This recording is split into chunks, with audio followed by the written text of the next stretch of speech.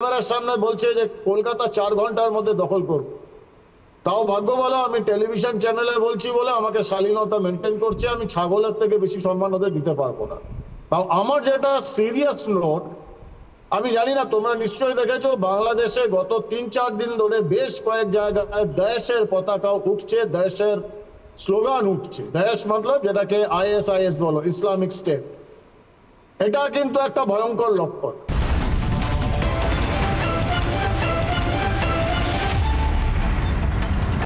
Intelligence কর্তা দীপাঞ্জন চক্রবর্তী এবং professor Jhantu পড়াই দুজনের সাথে আমি কথা বলবো, কিন্তু বিষয়টা কি, বিষয়টা একটা ছবি দিয়ে আপনাদের বোঝালে সহজ হবে। আমি একদম সেট 1-এ যাচ্ছি এবং সেখানে খুব বড় টিভি আছে আমাদের কাছে। এই টিভিটা বাংলাদেশের কোনো স্টুডিওতে তো ছেড়েই দিন, মোহাম্মদ ইউনুসের কাছেও নেই, কিন্তু মোহাম্মদ ইউনুসের কাছে টিভি আছে, রিপাবলিক বাংলা, তারা দেখতে পারেন। বড় টিভি ছোট টিভিতে দেখুন এবং আপনারাও দেখুন। ভারতের মানুষকে বলছি নির্দিষ্টভাবে এই ছবিটা দেখুন। 26/11 এই ভিডিওটা এই মুহূর্তে চালাচ্ছে, ভালো করে দেখুন।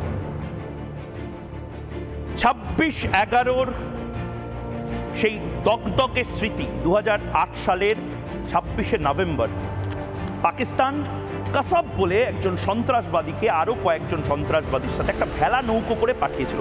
কারণ পাকিস্তান জানতো খুব ভালো করে, পাকিস্তান যতবার সেনার পোশাক পরে অস্ত্রশস্ত্র নিয়ে কামান নিয়ে ভারতের সাথে পাঙ্গা নিতে গেছে, ততবার আইসান মার খেয়েছে যে পাকিস্তান আর কোনোদিন যুদ্ধ করার দমটা দেখাবে না, প্রক্সি ওয়ার তারা করবে।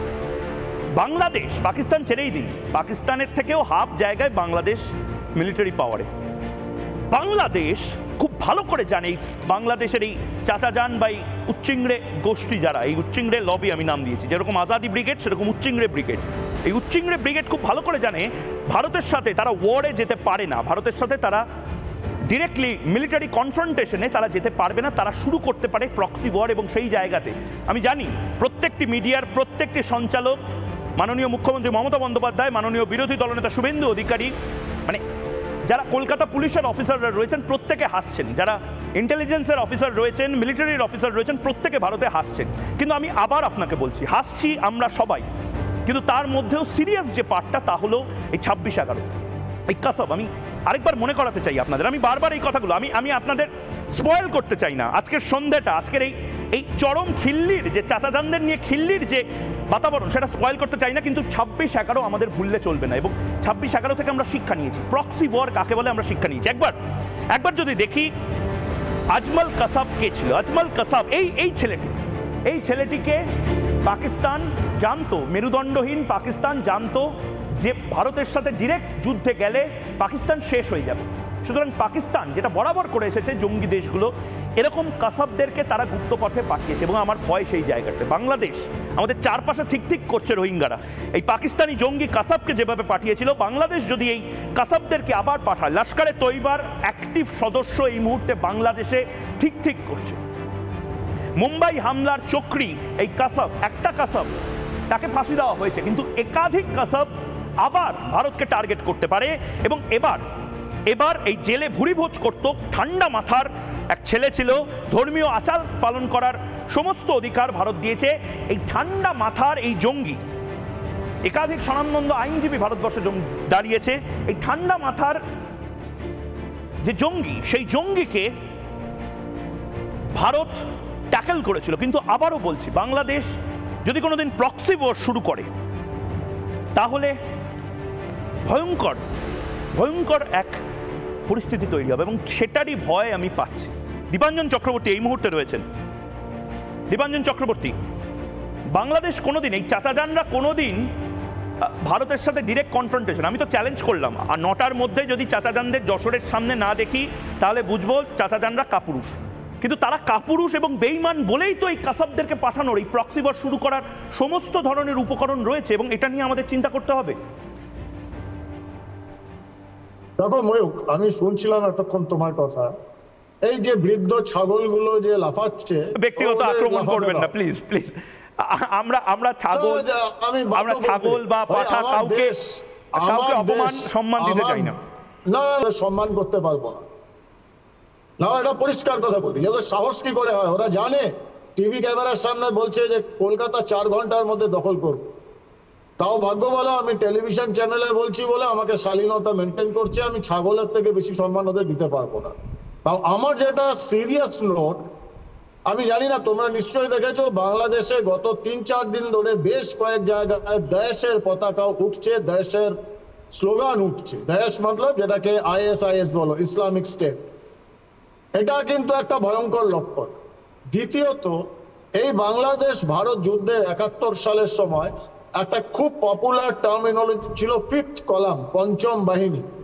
যে পঞ্চম বাহিনী যারা ইউনিফর্ম ছাড়া, যারা এই রাজাকার আলবাদার, এখন কিন্তু এই গত 10-15 বছর ধরে যেরকম ভাবে পশ্চিমবঙ্গে অনুপ্রবেশ হয়েছে, এই চাচাজানদের যারা ভাইপোরা পশ্চিমবঙ্গে এসে বসে রয়েছে, সেই ভাইপোরা যদি অন্তর্ঘাত করে সেটা কিন্তু খুব একটা ভালো হবে না। এবং বাংলাদেশ এইরকম ভাবে প্রভোগ করে প্ররোচনা দিয়ে চেষ্টা করবে যে যেন ভারত আরেকটা বালাকোট, আরেকটা উড়ি করে। এই জন্য আমাদের পশ্চিমবঙ্গের প্রত্যেক কটা মানুষকে সতর্ক হতে হবে।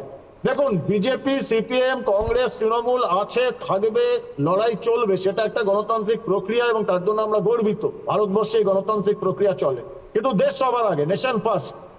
এখন অ্যাক্রস পলিটিক্যাল লাইন সমস্ত তৃণমূল, কংগ্রেস হোক, বিজেপি হোক, এখন ওগুলো আপনারা বাইরে ছাড়ুন, দেশের জন্য লড়ুন। কারণ বিপদ শুধু বাইরে বাংলাদেশে নয়, বিপদ পশ্চিমবঙ্গের ভেতরেও আছে। অনুপ্রবেশ হয়েছে, আর আমরা বলতে পারি না যা হয়ে গেছে হয়ে গেছে, তা নয়। এই অনুপ্রবেশকারীরা রয়েছে, তুমি যেরকম বলছো রোহিঙ্গারা রয়েছে, এবং যেরকম ভাবে বাংলাদেশের এই আন্দোলনে, যেটা আমরা বারবার আশঙ্কা করেছি বিভিন্ন পর্যায়ে যখন থেকে সংরক্ষণ বিরোধী আন্দোলন হয়েছিল, যে ধীরে ধীরে এই জায়গাগুলোতে আসবে, ঠিক সেই রকম ভাবে চলছে। এবং 3 দিন ধরে আমরা দেখছি দেশের ফ্ল্যাগ উঠছে বাংলাদেশে, ISIS এ। এটা কিন্তু একটা ভয়ঙ্কর লক্ষণ।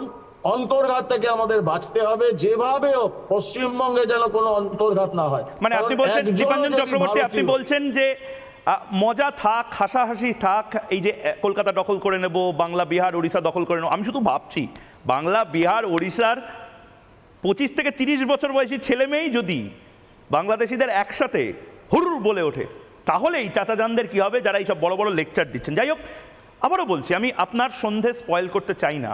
আপনার মনে হয়েছে অন্য চ্যানেল থেকে শুরু করে সবাই এটা নিয়ে বেশ মজা করছে। আমরা একটা নির্ভেজাল মজা যাকে বলে, মানে এটা এরকম দৃশ্য আমরা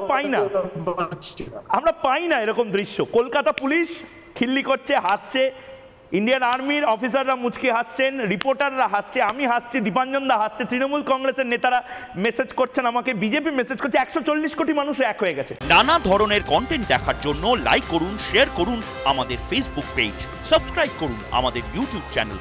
পাশাপাশি অন্যান্য ব্রেকিং নিউজের জন্য অবশ্যই চোখ রাখুন রিপাবলিক বাংলায়।